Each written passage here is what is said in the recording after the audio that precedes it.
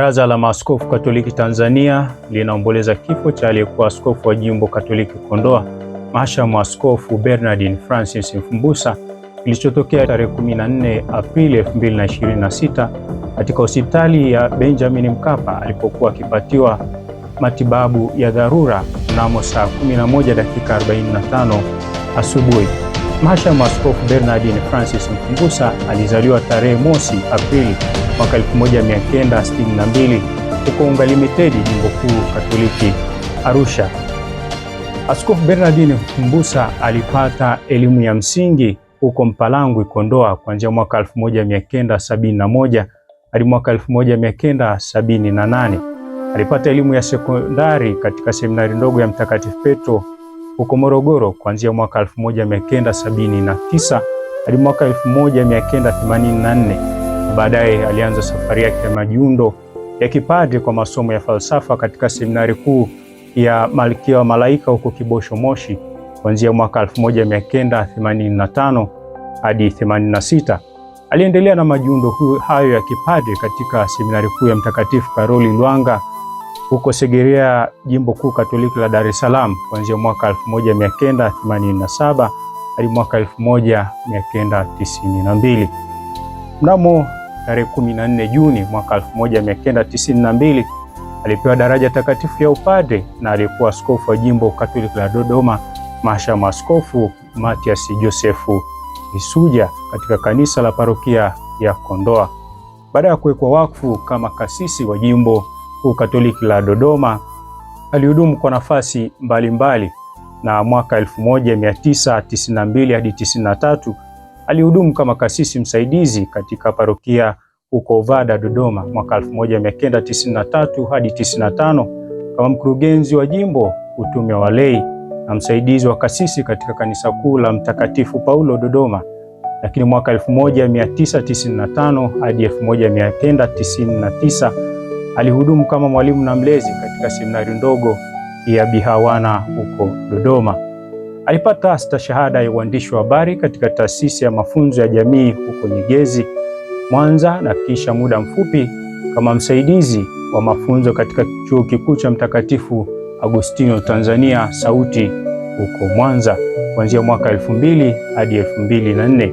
Mwaka 2004 hadi 2007 alipata shahada ya udaktari katika mawasiliano ya jamii katika Chuo Kikuu cha Kipapa Gregoriani, Roma. Tangu hapo alirejea nchini na kuwa mhadhiri wa maadili ya vyombo vya habari na mkuu wa idara ya uandishi wa habari katika Chuo Kikuu cha Mtakatifu Agustino Sauti huko Mwanza. Tangu mwaka 2007 alikuwa naibu makamu mkuu wa chuo na baadaye naibu makamu mkuu masuala ya kitaaluma huko Sauti. Mnamo tarehe 12 Machi mwaka 2011 Baba Mtakatifu Benedikto wa 16 alianzisha jimbo jipya la Kondoa na kumteua Padri Bernardine Mfumbusa kwa askofu mteule wa jimbo hilo.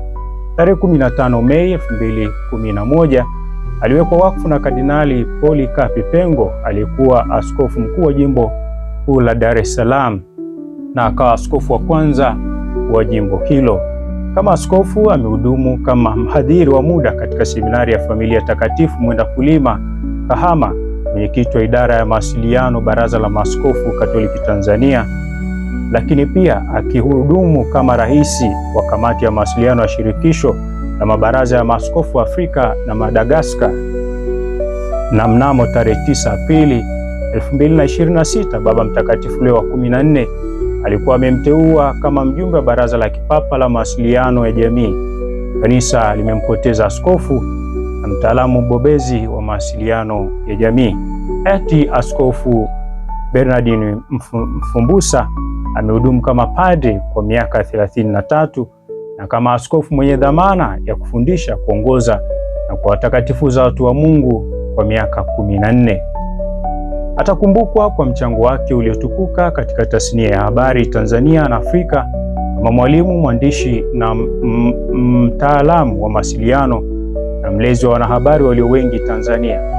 Alihimiza uanzishwaji wa mitandao ya kijamii ya uinjilishaji katika majimbo, akihimiza matumizi ya teknolojia ya kisasa katika uinjilishaji unaoleta matumaini kwa watu wa Mungu. Alihimiza kufikiri na kuandaa habari kupitia habari njema, yaani Injili, pamoja na kuwa na programu za kijimbo zinazotoa elimu kwa vyombo vya habari. Alihimiza utoaji wa maudhui na habari sahihi na kuleta mabadiliko kupewa kipaumbele kuliko kutafuta fedha kutokana na maudhui hayo. Alihimiza wanahabari kuwasilisha habari zenye uhalisia na ukweli bila kufuata propaganda zenye maamuzi ya kisiasa au itikadi fulani, hasa kwa mambo yenye maslahi mapana kwa jamii. Na haya ni miongoni mwa mafundisho yanayokumbukwa sana na Wanakondoa,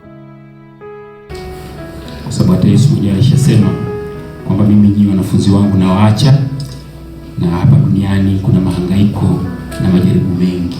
Mtakatifu Paulo anaeleza mambo matatu ambayo kama jumuiya inayomwamini Mungu inafaa iishi.